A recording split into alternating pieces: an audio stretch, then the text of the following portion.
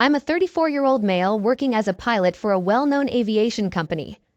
I've been married to Eva, who is 30 years old, for the past 3 years.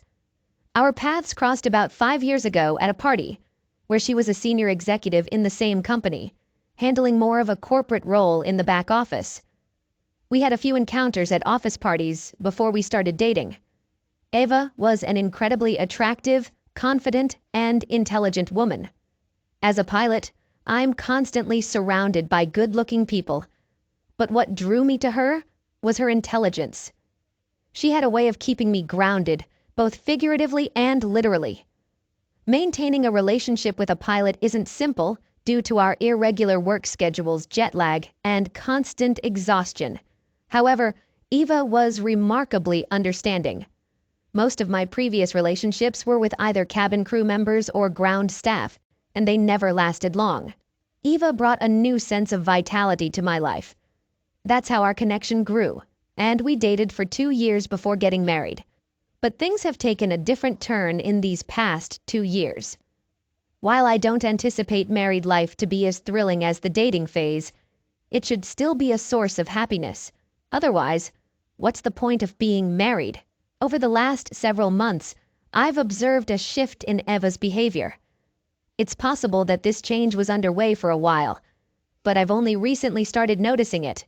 Eva is becoming the opposite of the person she used to be, going against all the qualities that initially attracted me to her. You see, my job is demanding both physically and mentally, and it does impact my emotional well-being. However, Eva used to understand this. She recognized that I couldn't always be available to her 24/7. There were instances where she might have needed me urgently, but I couldn't be reached for many hours due to my work commitments. This is just a part of my profession. My previous relationships didn't last due to a lack of time and feelings of insecurity. Most of my breakups were a result of one or both of these issues. In most cases, I couldn't devote the expected amount of time to my partners, or they felt unsure about my interactions with attractive coworkers during my long and solitary flights. The reason my relationship with Eva succeeded was her lack of insecurity about me. However, like I mentioned, she's changed. This transformation began about 4 months ago when I had to cover a colleague's shift on the day before Eva's birthday. I had taken 2 days off to spend quality time with her at a resort for her birthday. Unfortunately, on the evening before her birthday, my colleague had to leave unexpectedly due to a family emergency. I think his daughter was ill, but I'm not entirely certain. This compelled me to fill in for him. I expressed my apologies to Eva and explained that it was only for one night. I assured her that I would return the next morning, on her actual birthday, and we could celebrate throughout the day. She was visibly upset. I tried to make her understand that this was beyond my control, and I had no other option. I asked her if she preferred to stay at the resort alone for the night or if she wanted to go home, and we could return the next day. She opted to stay at the resort by herself. I left during the evening. It was a flight within the country, so I came back by the morning. Once I landed, I called Eva right away and told her I'd be at the resort in an hour. I tried my best to explain why I wasn't there at night, but she wasn't happy. She stayed quiet and grumpy for most of the time. She acted like celebrating her birthday was a favor to me. I thought she had a right to be angry because of my sudden work commitment, but she stayed irritated after that. A week later, I asked her if she was still mad at me. She replied that she wasn't. She had gotten used to me not being around. It was clearly sarcasm. Even a child could understand it. I wanted to have a sincere talk with her, but she dismissed it, saying it wouldn't help and she would always have to make compromises. I'm not sure, but I thought she was trying to make herself look like the victim. Since then, I noticed she had 2 main moods. One was just normal, where she wasn't happy, angry, sarcastic, or anything. Just plain. The other was cranky, when she complained about everything related to me. We've had several arguments over the past months where we discussed our problems. I'm not perfect, she mentioned many times when I acted badly, but I admitted to it and promised to improve. However, when I tried to talk about my concerns, she got defensive and turned the situation around on me. She claimed I caused her to act in a foolish way, that I was the reason for her behaving badly. Really? More often than not, I was left feeling surprised and confused after those conversations. I talked to a fellow pilot about whether he was dealing with a similar problem, as a big part of how we act is influenced by our job. I shared my situation with him while we were on the same flight. He listened closely and then laughed, saying, "Wow, is every woman like that?" I asked him to explain, and he told me his wife also complained about him not being there for her, physically and emotionally. He also said that every woman tends to blame her husband in the same way. I don't want to upset anyone, but I honestly don't think all women are self-centered. After chatting with my coworker, I tried to ignore the issue, hoping that my wife's mood swings were just a temporary thing and would go away. But they didn't. Now a new problem has come up. Suddenly, she's become insecure about me. She raises an eyebrow whenever I get a new haircut or buy a special cologne. She always asks, "Who are you trying to impress?" At first, I thought she was joking, but she actually seemed bothered by my grooming. I mean, she knows I'm a pilot, so I need to look presentable. I can't just wear pajamas around. I'm not a writer. Whenever I tell stories about work that involve my colleagues, she quickly focuses on the names of the female ones. She asks if I find them attractive. This is starting to irritate me. I've reassured her that I would never cheat on her and that I only want her. I've given her all the reasons why no one else could take her place, like I explained at the beginning of the story. That's why I mentioned that Ava is becoming different from the person I originally fell in love with. I don't know where my marriage is headed. If anyone has gone through something similar, please share some advice. Update 1. Back in September, I shared that my wife Eva seems to be turning into a different person compared to before. She used to be understanding and confident, but now she's becoming more critical and unsure of herself. This worried me because a similar issue led to the end of my previous relationship. Many of you suggested that maybe I was the problem, considering that if the common factor in most of my breakups was me, then it was likely my fault. So, I took this seriously and tried to address things from my side. I made an effort to be attentive and emotionally present when I'm at home. I took care of her in every way to make her happy and comfortable. She even recognized that I wasn't giving her any reason to complain. Our anniversary is coming up tomorrow, and I've been planning for it for months. I want to make up for the difficulties we had during her birthday. I arranged to take a week off from work and informed my boss that I won't be available for any work emergencies during this week because I'll be out of the country. However, I haven't told Eva about this. I've organized a surprise for her. Actually, I didn't mention our upcoming anniversary at all. I pretended that I had forgotten about it. The idea was that I'd go to work in the evening like usual on our anniversary day, which is today. According to my schedule, I was assigned to the night shift this month, so it makes the plan easier to carry out. I left in the evening with a plan to return around midnight to surprise her and then take her on a week-long vacation. Since she works in the back office, it wouldn't be a problem for her to take an urgent week-long leave. She's taken such leaves before, so I trusted that she'd be able to manage it. Over the past month, I've been shopping for her, getting the outfits she'd need for the vacation. I also got her a single stud diamond necklace as a gift. I'm really excited, but I've kept everything a secret. On the other hand, Eva has been acting snappy and strange as the anniversary got closer. While she thought I had forgotten about it, I kept imagining how happy and surprised she'd be when I reveal my plan. This evening, I got dressed up and left the house at my usual time. Eva was home as I was leaving, and she seemed really upset but didn't say anything. I asked her if she was all right, and she just nodded without smiling. Inside, I was laughing and wondering how she'd react if I had actually forgotten. I went to a mall to pick up some extra travel toiletries. Right now, I'm wandering around the mall to pass some time so I can get back around midnight. I bought some bouquets, cupcakes, candles, and anything cute I found in the store. It's only 9 p.m., so there are still a few hours to go. I'm using this time to update this post. I'll let you all know how she reacts. Wish me luck. Update. Back in September, I mentioned that my wife's behavior was changing toward me. Someone suggested it might be because of me, given that my past girlfriends had similar complaints. So, I worked on myself and planned an exciting surprise vacation for my wife on our anniversary. I talked about this in November, just a day before our anniversary.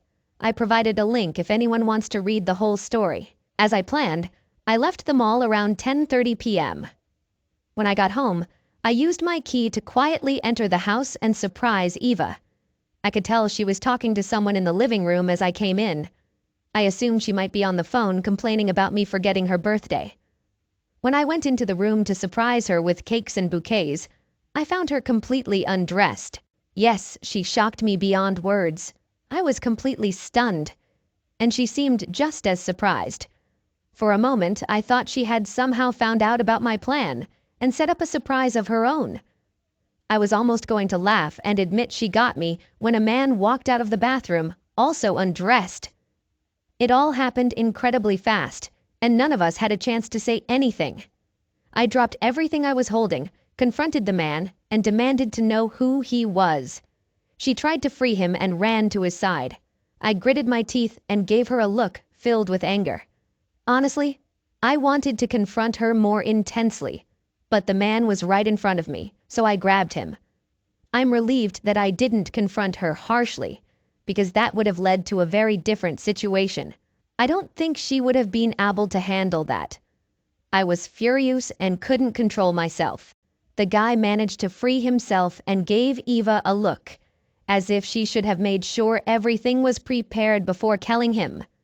I wanted to hit him because of that look, but Eva held onto my hand. The man grabbed his clothes and left the house while getting dressed along the way. Meanwhile, I yelled loudly, asking Eva about him. She pleaded with me, saying she would explain and asking me to let the guy leave. I hurried after the guy, trying to make him stop and answer my question about who he was.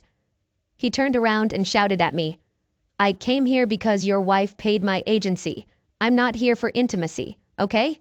I turned back to Eva and questioned whether what he said was true. She held my hand, crying, and admitted that she had hired an escort service because she felt isolated. She thought I had forgotten our anniversary, and in a moment of anger, she wanted to hurt me like I had ruined her birthday. She told me I hadn't been giving her enough time and attention, which she needed from me. I had been prioritizing my work and emotionally distant. I asked her when all of this started. She explained that although she had considered it during angry moments and lonely times, this was the first time she had gathered the courage to actually hire someone. She said she was shattered and overwhelmed by my behavior on that day, so she wanted to clear her head. She argued that technically she hadn't cheated on me because I arrived before they could do anything. I don't know if they had already done anything, but judging by the state of the bedroom, it seemed like they hadn't done anything yet.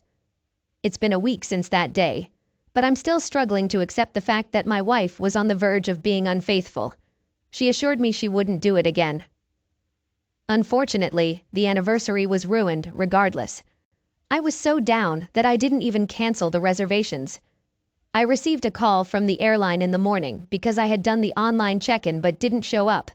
I canceled the hotel bookings then. I stayed locked in the bedroom almost all day, drinking until I passed out. I'm not sure what she did that day, and I didn't bother to check. However, I know she was at home because she occasionally knocked on the door, pleading and begging.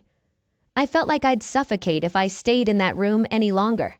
So, in the evening, I contacted my boss and told him that my vacation somehow got canceled and I wanted to cancel my time off. He adjusted my schedule, and I returned to work the following day. I wanted to clear my mind before making any decisions. I know she didn't actually cheat, but she came close to it. But what if I truly forgot? Does that justify her potentially cheating? I'm not sure. She's been begging me for one last chance and promising to do everything to repair our marriage. Honestly, I still love her, and I don't want to lose her. However, I'm too hurt to forgive and move forward. I haven't talked about this with my coworkers or friends because they know Eva, and I don't want to tarnish her reputation. I would appreciate a fresh perspective on this situation. Update. Hey there. I'm giving this update with the intention of helping others who might be facing a similar situation. I've included a link to my original post below. That incident really shook me, so much that I felt the need to seek therapy. Eva wanted to go with me, so we decided to try couples therapy. I hardly talked to her after that night, and I thought maybe couples therapy would be more effective. Unfortunately, our first therapy session was scheduled for 2 weeks after we signed up, which only added to my frustration. My boss and co-workers quickly noticed that I wasn't my usual self and suggested I take some time off. Since pilots have the responsibility of the passengers' lives on a plane, they can't rely on someone with a troubled and confused mind for such critical work. Taking a break seemed reasonable to me. I went to my family's old home in the countryside where my distant uncle lived alone after my grandparents passed away. It was the perfect place for me to clear my thoughts.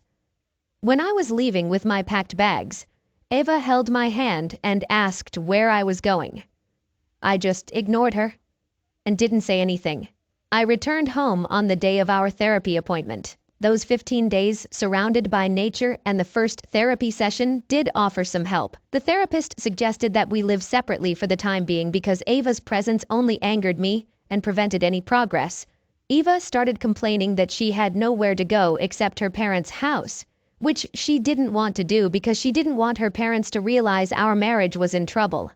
She insisted that I should be the one to move out somewhere.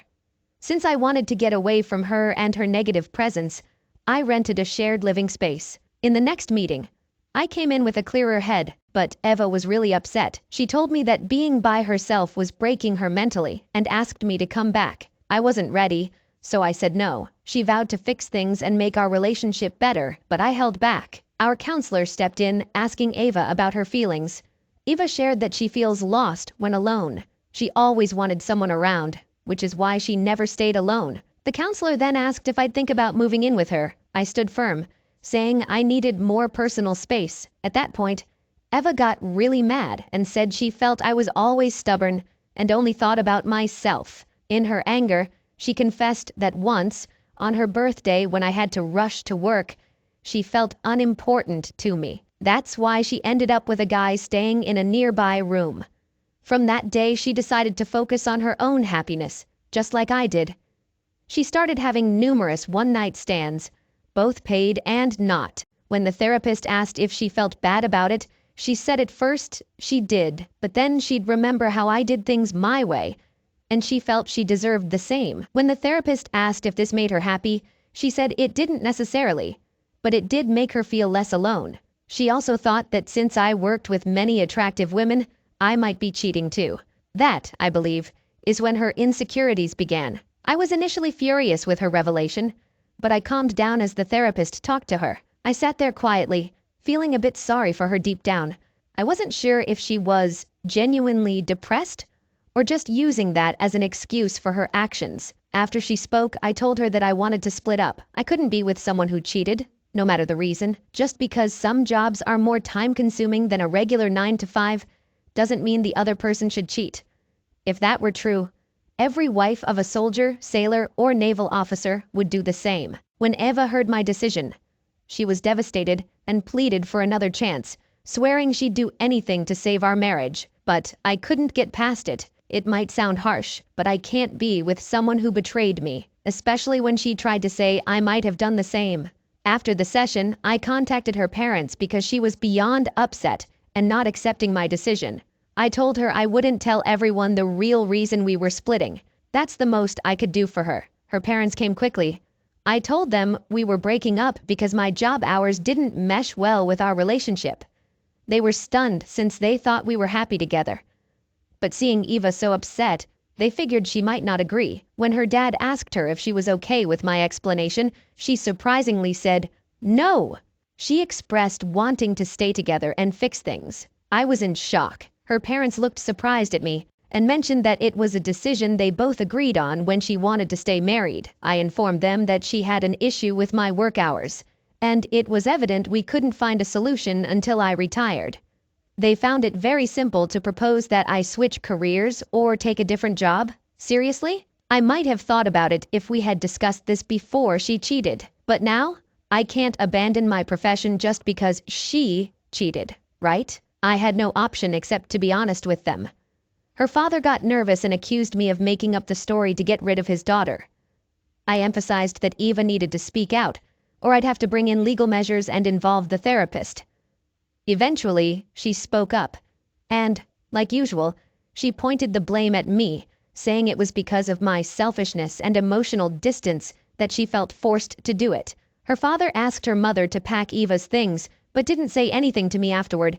Eva begged her dad to persuade me, but he didn't show any change. The following day, I initiated divorce proceedings, and the process is still ongoing. I'm writing this with the sole aim of raising awareness among people about the challenges of demanding professions. I got married to my first wife, Olivia, when I was 24 years old. We were both young when we fell in love. Back then, I believed she was the perfect woman for me. However, I was quite mistaken. There was a time when I thought we were deeply in love. But she didn't hesitate to leave me for a wealthy businessman. That's when I truly understood her intentions. I can't precisely recall the first instance I noticed Olivia. We grew up in the same small town and went to the same high school. But during those days, we weren't part of the same friend circle. She was one of the most attractive girls in our school, and I was just a geeky kid. I never imagined I'd have a chance with her. Jump ahead a few years. After completing university, I returned to our small hometown. I was getting ready to start a job at the veterinary clinic and had just moved into a new condominium. Of course, transitioning from a fast-paced city life back to a quiet small town was a significant change. Nevertheless, I was eager to reconnect with old friends and be close to my family again. A few nights after moving into my condo, I headed to a downtown bar to catch up with old friends. I offered to treat everyone to drinks and walked up to the bar. As I approached, I noticed something strikingly familiar about the bartender. It took me a moment to realize who it was. Then it hit me. The gorgeous girl I used to see in the high school hallway every day had transformed into a woman. "What can I get you, honey?" she asked me. I can't deny what happened next. My heart raced, and I felt a surge of nervousness. In that instant, I felt like an awkward teenager all over again. I just stood there, my face showing total confusion. It might have lasted only a few seconds, but it felt like an eternity. I tried to speak, but all that came out was a clumsy, what? I felt like the biggest fool on the planet. What was going on with me? For the past 4 years, I had been living in the city, confidently socializing with women, yet here I was, a bundle of nerves. But there was something about Olivia that always made me feel anxious. "You went to Westbrook High, right?" Olivia asked while pouring the drinks. In that moment, I was utterly stunned. All these years, I believed she never noticed me. As the evening progressed, I kept offering to treat the group to rounds of drinks. I used any excuse to go up and strike up a conversation with the bartender. Since I was reuniting with friends after a long time, none of us wanted the night to end. And aside from my friends, there was another reason I was in no hurry to leave the bar that night. Olivia. I'm not sure if it was the alcohol or if Olivia turned out to be more approachable than I initially thought, but as the night went on, I felt increasingly at ease chatting with her. Before the bar closed, she asked for my phone and saved her number in it. Over the following year, things went really smoothly. The veterinary clinic where I worked extended its hours, and I was earning good money. I got approved for a mortgage and was getting ready to move into my first house. After that night at the bar, Olivia and I started dating. On our first date, I knew she was the person I wanted to spend my life with. I proposed to her just 5 months into the relationship, and she accepted. We got married within a year. My friends and family thought I was moving too quickly in the relationship, but I didn't let their opinions bother me. During the initial years of our marriage, everything felt like a fairy tale. I earned enough at the clinic to support both of us. We weren't wealthy, but it was sufficient to cover our expenses and get by. After our marriage, Olivia decided to leave her job at the bar. She explained that she wanted a break from work to focus on her art. This surprised me initially since she hadn't shown any interest in painting or drawing before. Nevertheless, I wanted to support her as her husband. Olivia's artistic endeavors didn't pan out as expected. However, her former boss reached out to her for part-time bartending during busy seasons and important events. She was skilled at it and enjoyed the work, but she didn't want to make it a full-time commitment. Things were going well for a couple of years until one day Olivia's previous boss contacted her again. This time, it was for a significant corporate event happening in town. Business leaders and CEOs from across the state were coming to our small town for a month-long summit, focused on business expansion and investment opportunities. Olivia's boss needed an experienced employee for this event, and Olivia was asked to join temporarily. She agreed readily due to the attractive pay. Initially, I didn't think much about it. However, a few weeks into the gig, I began to have a feeling that something was off. Olivia was working late into the night, often staying out longer than usual. Since bartenders often wrap up their shifts post-midnight, I didn't initially find it unusual. During the initial days, she would return home around 3 a.m. After a week, one morning, my alarm went off at 7 a.m., and I noticed Olivia wasn't in bed beside me. I checked my phone and found a text from her. She explained that it was the final night of the corporate event, and the attendees were staying late due to the significant investments they were making. She had no idea when she would be done. I accepted it as a one-time occurrence, considering the importance of the event. However, as time went on, her schedule began to raise suspicions. I usually left for work at 8 a.m., and often she wasn't home by then. By the time I returned home, she had already left, meaning days could go by without seeing her. I asked her when she'd be back, and she mentioned 9 a.m. Yet, when I reviewed my house's CCTV footage, it showed she usually arrived around noon, not looking fatigued. Plus, bars don't usually operate during the day, especially retaining night shift employees. I had always been a trusting husband, but something felt off. In the fourth week, I decided to adjust my schedule and leave for work at 9 a.m., but she still wasn't home. To clear the air and address my concerns, I decided to visit the hotel where she was staying. This was a high-end 5-star hotel hosting the Business Summit. Olivia's company was handling the bar and bartending services for the event. Along the way, I picked up a berry smoothie and a fresh croissant, knowing they were her favorites. My intention was to drop these off for her at the bar. Upon my arrival, I found the bar closed, with locked doors, dim lights, and eerie silence. I approached the hotel reception to inquire about the bar's operating hours. The receptionist gave me a strange look. Considering it was 10 a.m. in the morning, she informed me that the bar closes sharply at 1 a.m. I then questioned if the bar might be open all night due to the ongoing business summit. She seemed confused by my question and promptly dismissed it, finding my inquiry unsettling. Before this incident, a nagging feeling had been hinting that Olivia might not be truthful. I was reluctant to accept it. I messaged Olivia to ask her whereabouts, and she claimed to be at the bar. I sent her a photo of me standing in front of the closed bar, urging her to come out so we could discuss matters. She mentioned she'd be home in an hour. Due to work commitments, I had to head to the office, but my mind was preoccupied. I instructed Olivia not to leave home until we had a proper conversation. After wrapping up work, I hurried back home. As I arrived, I noticed Olivia's car in the driveway. Somehow, I sensed that things were about to change dramatically as I entered our house. However, the surprise that awaited me caught me off guard. Stepping through our front door, I immediately felt a shift in the atmosphere of our home. I wasn't usually one to notice small details. That was Olivia's forte.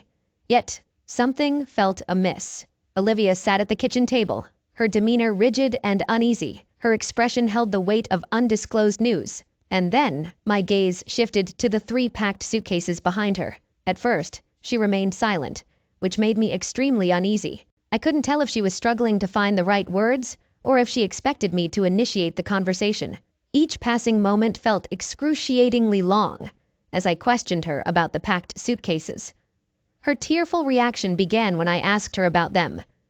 She tried to explain that she had an opportunity she couldn't ignore, and was leaving to pursue her dream. Her voice quivered, and she avoided making eye contact with me. This behavior only confirmed to me that her words were far from truthful. As she continued to lie, my anger started to rise. I'm usually quite calm, but the betrayal from the person I trusted the most ignited a rage within me. Overwhelmed by frustration, I slammed my hand on the table and demanded that she be honest. Throughout our 2-year marriage, This was the first time I had ever raised my voice to Olivia. Dealing with lies can bring out the worst in anyone. Finally, she confessed the truth. I almost wish I hadn't asked to hear it, because the pain of that revelation still haunts me today. My wife was leaving me for one of the businessmen she had met at the bar. Some wealthy individual who lived in a different part of the state. It's been 5 years since then. Of course, that period was challenging for me, but the specific details of that time aren't relevant now. I sold the house we used to live in and moved to a better neighborhood. I'm now happily married to a wonderful and driven woman named Kara. We're also expecting a baby. Life is going well, so why dwell on the past? For the past few years, Olivia has been a distant memory. However, a few days ago, I received a text from her saying she's back in town and wants to meet up. I initially ignored her messages, but she kept messaging me persistently, claiming it was something urgent. Here's the dilemma. I don't want her to re-enter my life. Yet, I'm also curious about this urgent matter she wants to discuss. What should I do? Update. Recently, Kara and I welcomed our baby boy into the world, and we're getting used to being new parents. Following some of your suggestions, I thought that Olivia might want to meet up to apologize. I decided to give her the benefit of the doubt and agreed to meet her for coffee. When I got to the coffee shop, I saw her sitting in a booth, waiting. She smiled when she saw me, and for a moment, I considered that some of you might have been right. Maybe she just wanted to make amends. At first, she acted casual, engaging in small talk as if we were catching up after not talking for years. But I noticed she was up to her old tricks. While discussing her return to town, she seemed to find excuses to get closer to me or touch my hand. I tried to distance myself and brushed off her advances. It was clear she believed she could win me over. I moved away and firmly told her to respect boundaries. I could see her face turn red as she realized I wouldn't give in. She claimed she missed me, although I knew it was false. She had swiftly abandoned our marriage when a wealthy man showed her attention. In the past 5 years, she hadn't tried to contact me even once. That's when I called her out on her act and asked for the real reason behind her urgent meeting request. Tears welled up in her eyes, and this time, I didn't feel sympathy witnessing her pain. This was just a fraction of the emotional suffering she inflicted on me by leaving. She acknowledged betraying me and my hatred for her, but she said she had no one else to turn to. Strangely, as much as I hated her, I still felt some concern for her as a fellow human being. A part of me was curious about her motives and why they involved me. I inquired about what she needed from me. She requested a loan of $5,000. You see, her millionaire boyfriend never committed to her with a ring. When he moved on to his attractive new assistant, he kicked Olivia aside. Now, she's left with nothing. It looks like karma finally caught up with her. I don't know why I was taken aback by the revelation of her request. During our time together, love blinded me. But after she left, I realized my role in her life. You see, she never really noticed me when we were young. However, that night at the bar, she overheard me and my friends talking. She learned about my promising job and my new condo. Maybe, after a few drinks, I even mentioned my income. She saw dollar signs and a guy naive enough to fall for her charm. Of course, I only recognized all this after she was already gone. I didn't have any intention of lending her money, but my curiosity got the best of me. I asked her to explain why she needed the money. She proceeded to share all the current details of her life. After her relationship ended, she returned hoping to stay with her parents temporarily. However, she hadn't kept in touch with them, so she was unaware that they had sold their house and moved into a small one-bedroom apartment by the beach. Olivia explained that she needed the money to get her life back on track, including renting an apartment. She also wanted funds to cover expenses while working on a painting that she hoped to sell to a trendy city gallery. Naturally, I questioned her about whether the gallery had shown interest in her work. She had mentioned an interest in art during our marriage, yet she hadn't produced a single painting or anything artistic during those 2 years. To be honest, I had no idea whether she could even paint. I had never seen any of her artwork. Olivia confessed that she hadn't contacted anyone from the gallery. She planned to create a piece to present to them. This was quite characteristic of Olivia, believing she could simply walk into a place and instantly impress people just by being herself. I promptly declined her request. I didn't say it harshly. I kept my unkind thoughts to myself. Instead, I told her the honest truth. I had just become a parent and was dealing with a mortgage. I couldn't afford to spare that amount of money at the moment. She tried to negotiate for $3,000, but I stood my ground and didn't give in. She started explaining her concerns about not having a place to stay. The bar where she used to work was now under new management and didn't require her help. No matter what she was attempting to sell, I wasn't buying it. If she wanted to figure things out for herself, she should do it using her own resources. I reminded her that I had supported her during our marriage, but she chose to pursue a relationship with a millionaire. I'll always remember the sudden change in her expression. She went from appearing as a helpless person to transforming into a cold-hearted antagonist. It was at this point that she told me, "You owe me, actually. I didn't ask for anything during the divorce. I should have received alimony or at least half of the money from selling the house, but I let you off the hook easily." That can change, though. That was the final straw for me. I might have used a few strong words in response. Who wouldn't? But that marked the last time I would give her any benefit of the doubt. When I got home, I blocked her on all my social media platforms. The thing is, I'm concerned about what she might do next. Is it possible for her to come after me for money after all these years? Should I consult a lawyer? I'm not sure, folks. Any suggestions would be greatly appreciated. Update. Life has been incredibly busy for us lately, but I understand that you're following my posts for a reason other than that. You're probably curious about what happened after my conversation with Olivia. Well, I'm glad to report that nothing significant occurred. She had a lot of words but no action to back them up. To be cautious, I did talk to a lawyer in a way. My colleague's brother works at a law firm, and he informed me that in this state, an ex-partner can't seek alimony once the original divorce case is settled. Even if she did seek legal advice, she didn't have a valid case to pursue. Besides, she lacks the financial resources to engage in a legal battle. I'll give her credit for attempting, but she won't deceive me again. I blocked her number and all social media platforms as well. Of course, living in a small town makes it difficult to completely avoid hearing about someone. Despite your efforts to distance yourself, someone else will eventually bring up their activities. I learned that she moved upstate to stay with an old friend from high school. Fortunately, she won't be around to complicate my life any further. If she wants to play games, she'll have to find another opponent. As for me, we're getting ready for a summer vacation. Kara and I both took a few weeks off in August. We've placed a deposit on an RV and plan to travel around the state, visiting various campsites. Taking a road trip with a baby might sound crazy, but we're thrilled about the adventure. Update. Incredible. I'm amazed at how many people have been following along with this story. It seems like a lot of you have had your own experiences dealing with someone like Olivia.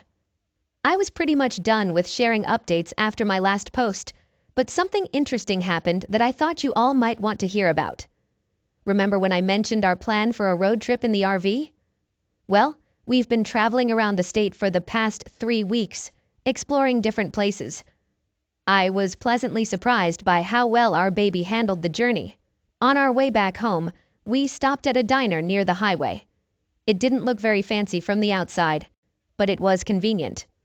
Both Kara and I were too hungry to be too choosy about where we ate. While we were seated and had placed our orders, I excused myself to use the restroom. As I was washing my hands, I heard some commotion outside the restroom doors. It seemed like a manager was reprimanding one of the employees. I overheard the manager mentioning that it was the 3rd complaint they had received about this employee just within that week. Apparently, the employee had given a 4-year-old hot sauce instead of ketchup. Then I recognized a voice that sounded very familiar.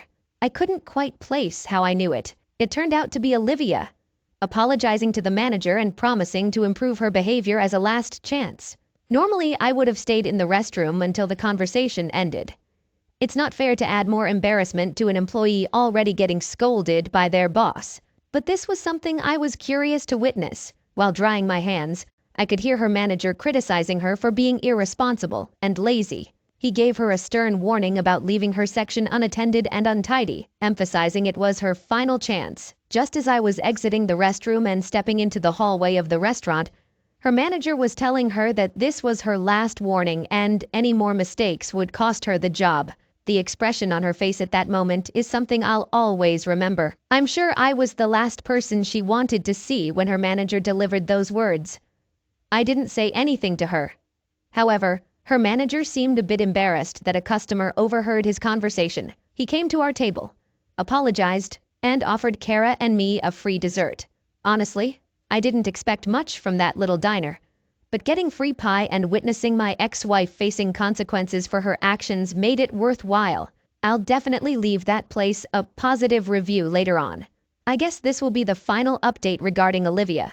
My focus is now on my family and career. It seems she's facing the consequences she deserved.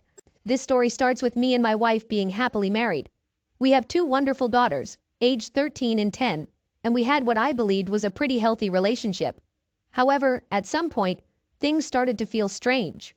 She became overly attached to her phone, deleting the saved passwords on our shared computer, and abruptly ending phone calls when I entered the house or the room. You can probably guess what it looked like. With 15 years of marriage behind us, I hoped it wasn't what it seemed to be so obviously.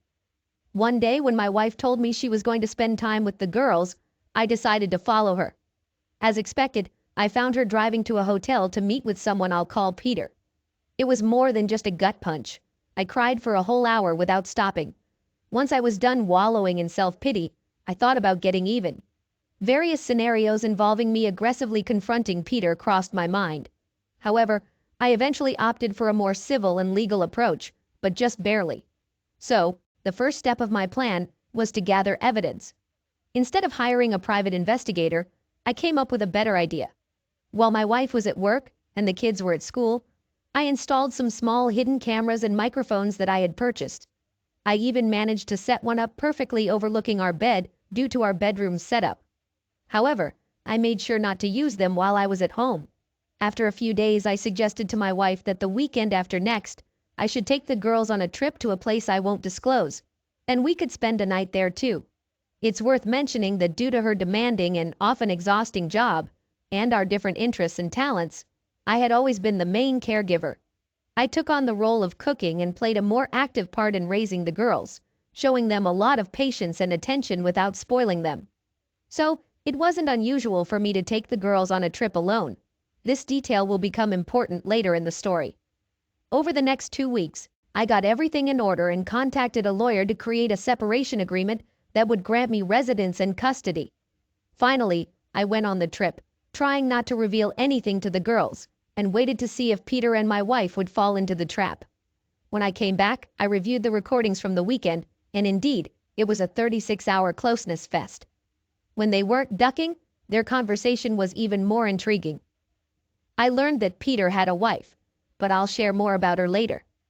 But what was even worse was that they discussed me in their conversations. In addition to the expected comments about my physical attributes and how I failed to satisfy her, there were some really hurtful remarks. For instance, she shared some of my deepest secrets and shameful stories with Peter, things I had only confided in her, just so they could mock and laugh at me. By this time, I was certain about what I needed to do. The following day, before the kids left but before my wife also left, I confronted her with the video evidence and gave her an ultimatum. Either she signs the separation agreement and leaves the house, or the girls will receive a detailed explanation of all the cheating details. I want to make it clear that I had no intention of actually following through with the threat. I love my daughters too much to put them through that. However, I did use the bluff to put pressure on her, and she was too emotional to see through it. She went through all the stages: denial, attempts to negotiate, threats, and anger. I allowed her to go through all of it. Eventually, she signed the separation agreement, and that same evening, she left after saying her goodbyes to the girls. I didn't show or tell the girls any explicit details. I've always been honest with them, and that's why I was their favorite parent. So I simply told them that mommy had been unfaithful. It took some time for the younger one to understand, but my older daughter got really upset. She had just gotten her first boyfriend, though it's not a clear term at that age, but she was mature enough to be furious. This could be important in a potential custody battle, as she agreed to give up custody for now, but I feared, and I was right, that she might try to fight me for the kids. What I didn't expect was for her to use her visitation rights to badmouth me. Basically, she started telling my younger daughter that it was all my fault for not forgiving her. Her lawyer even began demanding that she should get custody, though she couldn't receive money or the house due to being caught cheating, which matters a lot in divorce proceedings in my state. So, I finally put my revenge plan into action. I decided to take a trip to South Carolina. Why South Carolina? Because I really wanted my daughters to see Fort Sumter. I definitely didn't go there because it's one of the last places where Revenge X movies isn't illegal, and where I could upload my wife and Peter's escapades on a famous X website and other similar sites without facing prosecution, as it wasn't illegal when and where the acts took place. I sent the links to my wife's employer, her clients, and everyone in her line of work just to be sure. I also sent the links to Peter's wife and his firm. Peter soon went through a divorce. I feel sorry for his wife as she was an innocent victim in all of this, but I think it's better that she found out.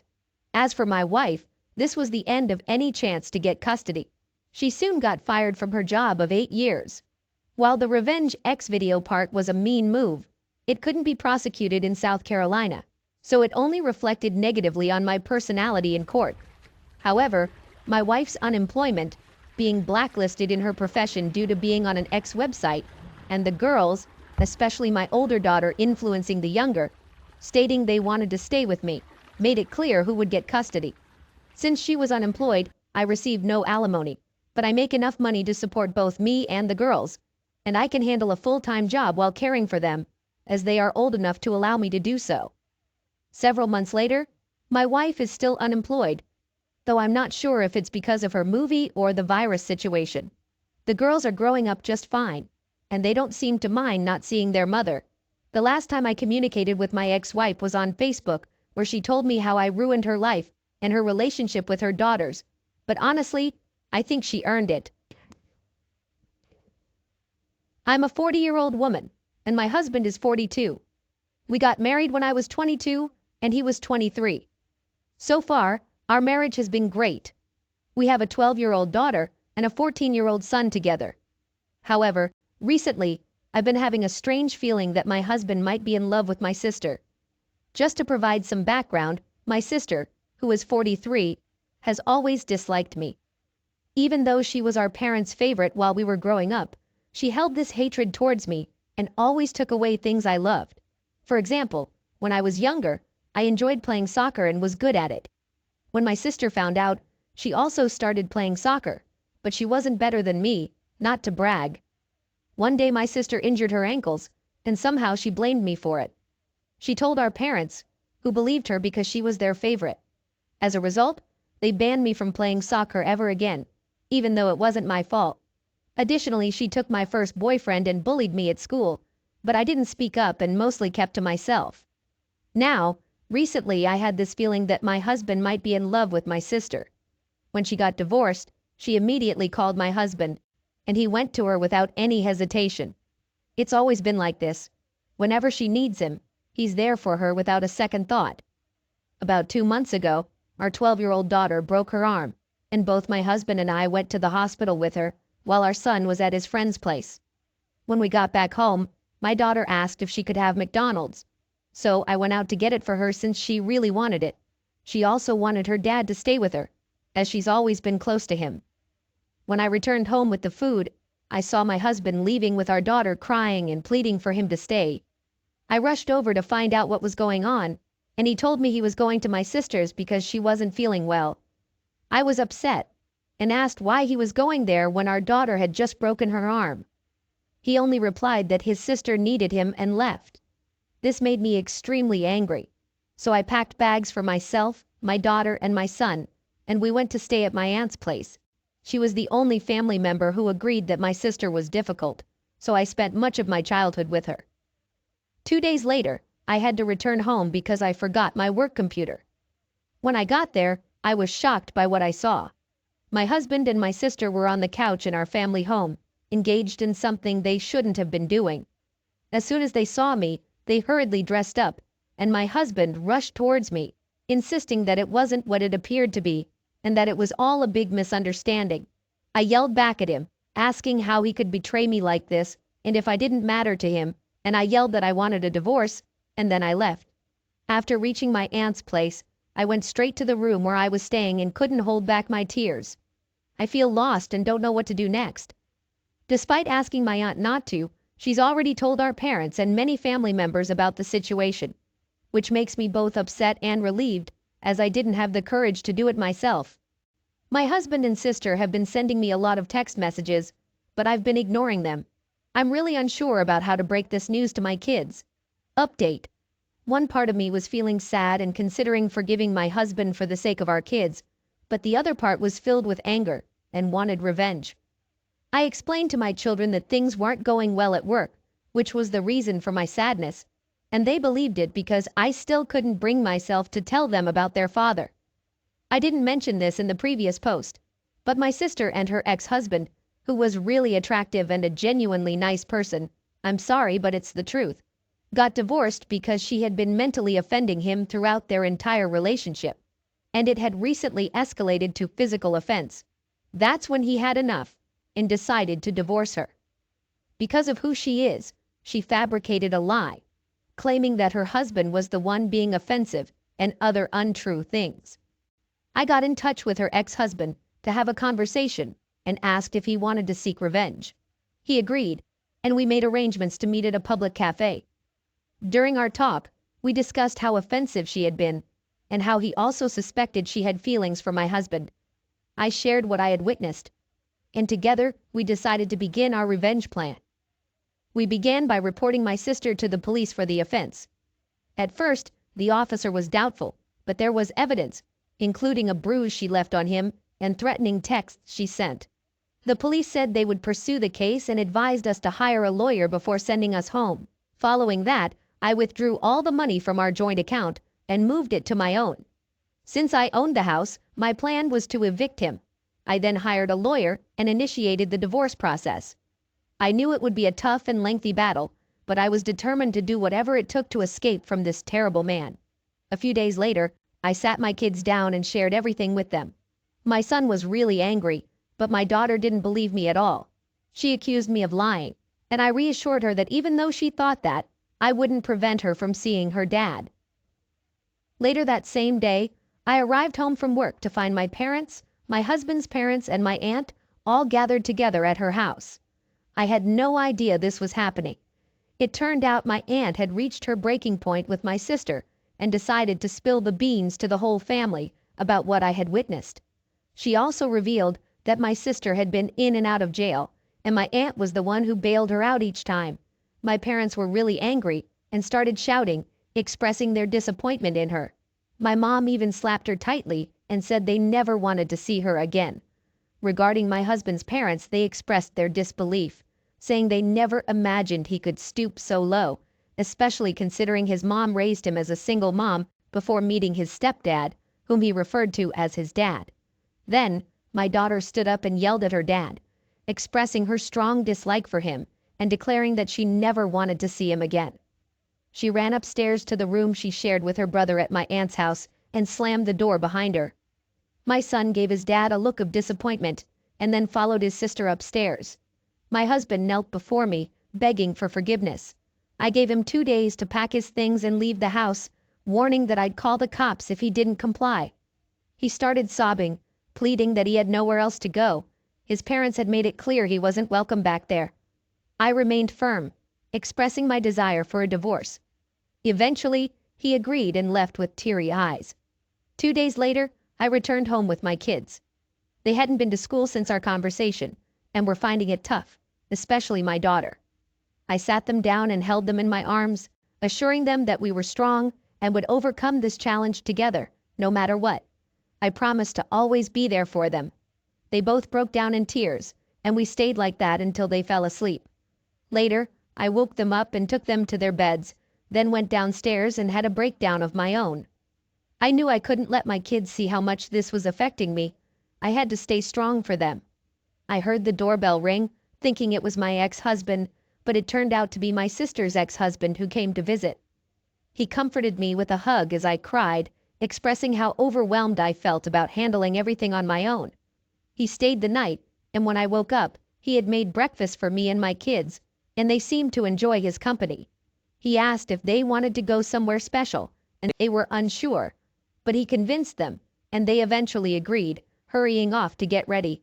I thanked him warmly and hugged him back, expressing my gratitude.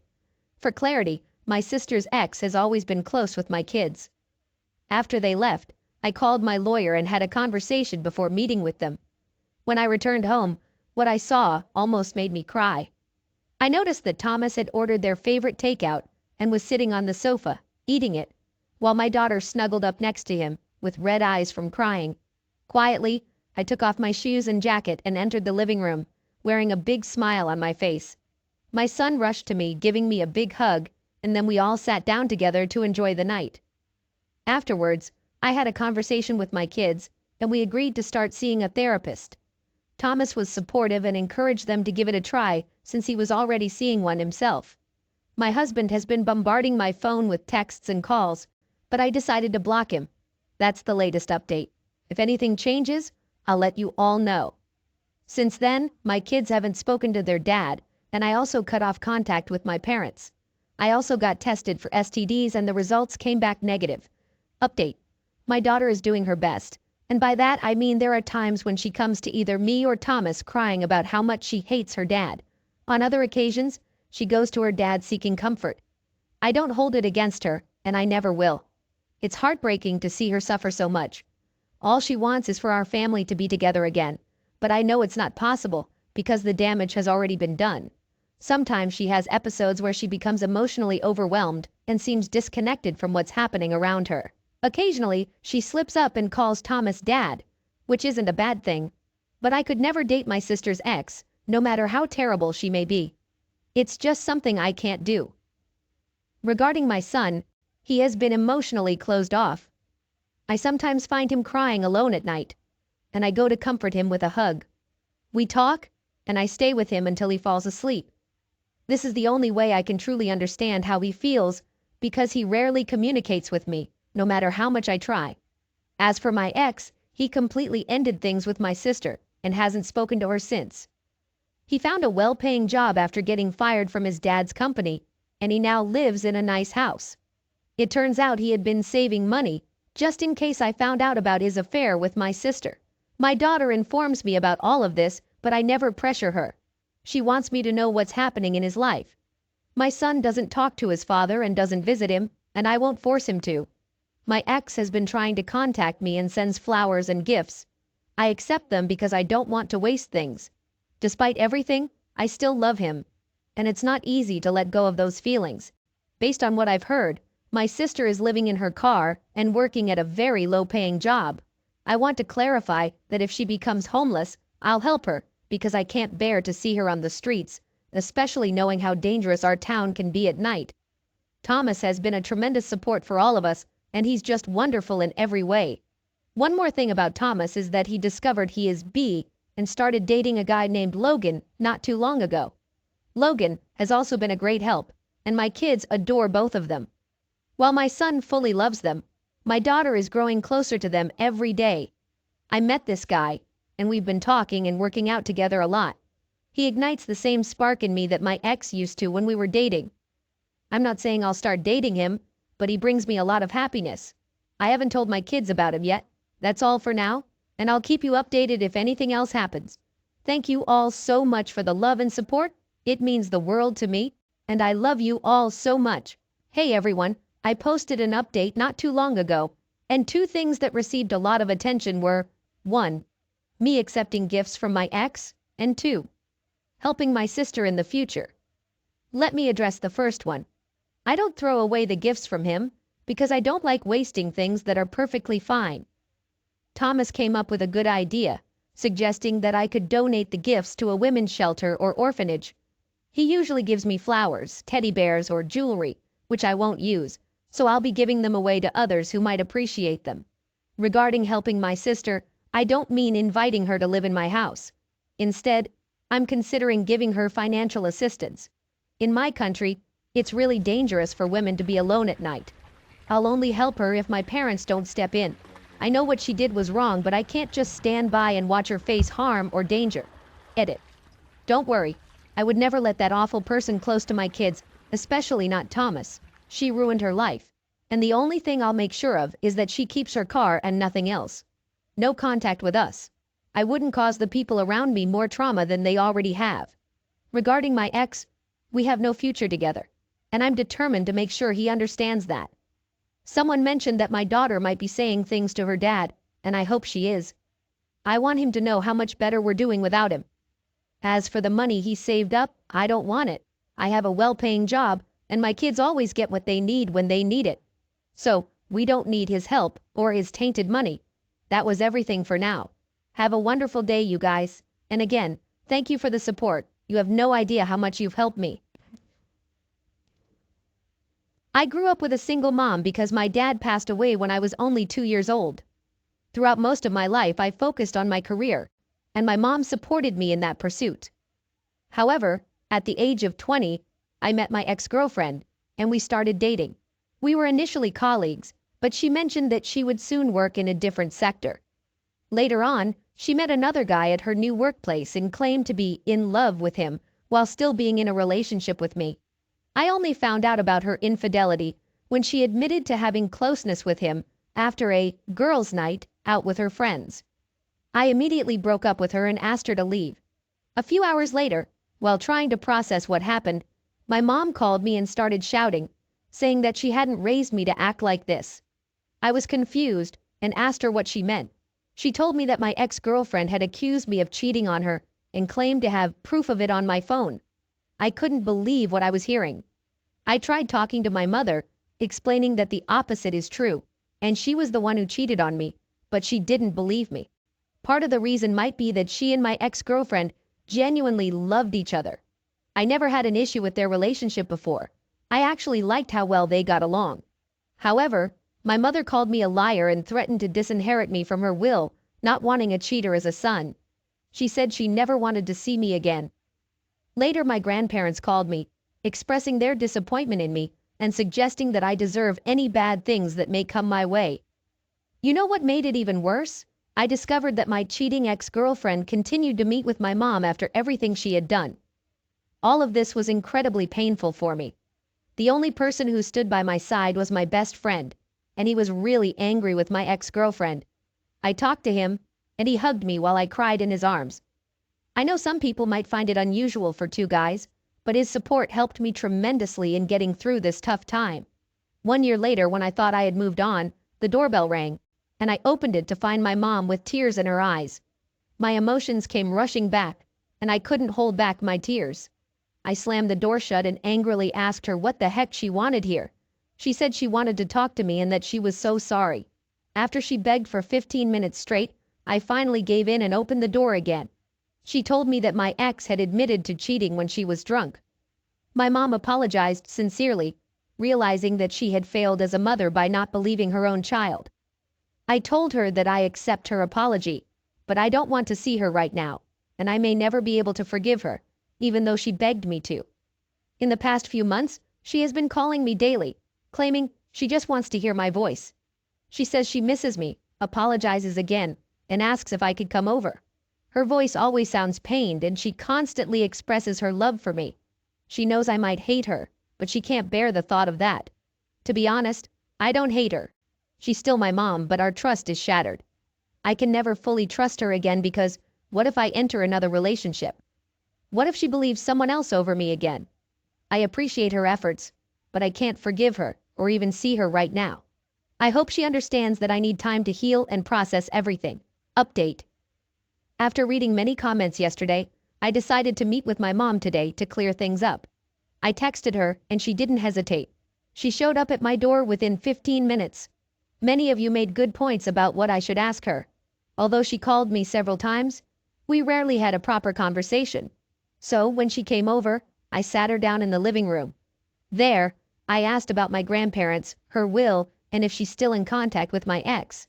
She explained that she had informed my grandparents, and she expected them to call me, but it seems they were too stubborn to do so.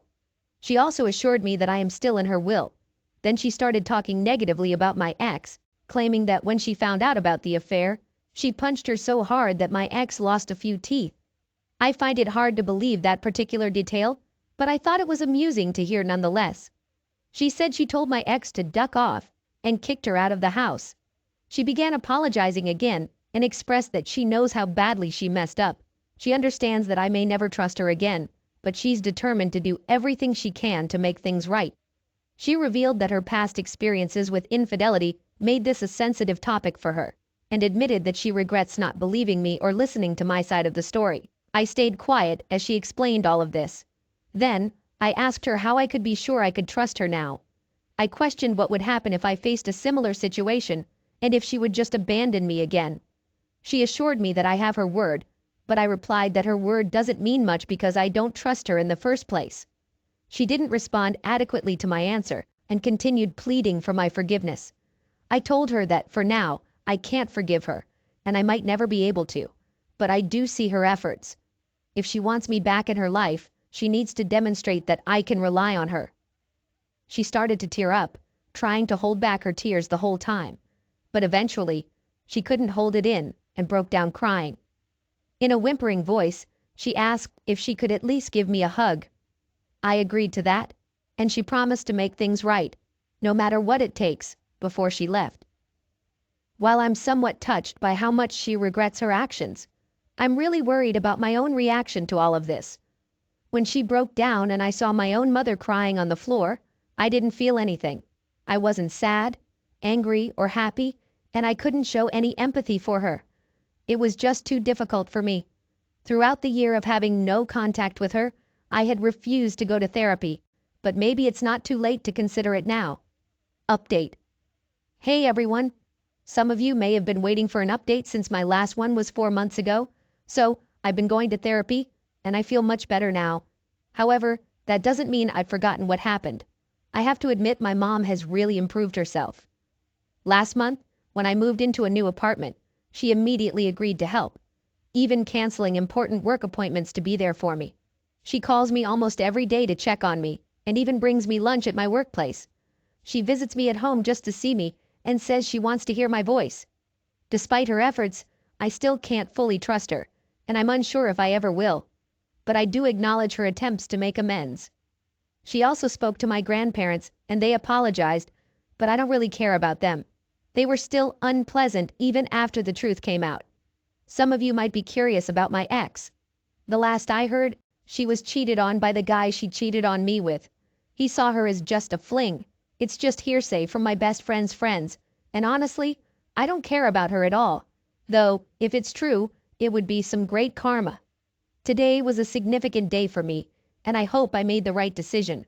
My mom has been visiting me almost every day after work, sharing about her day and asking about mine. She's always concerned about how I'm feeling and if she can help with anything. Today we had a genuinely good time. We watched a movie, she cooked for me, and it was an overall wonderful day. I can't deny it. Every day when she left, she hugged me goodbye, but I never hugged her back. I was still cautious. However, today, when she hugged me, I finally hugged her back and told her that I forgive her.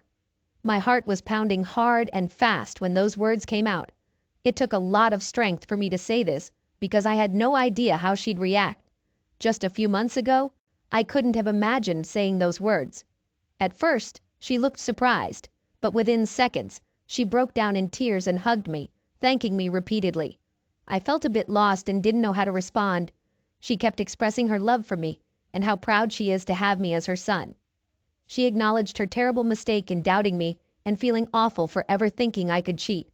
She assured me that she'll always be there for me and promised to call me tomorrow.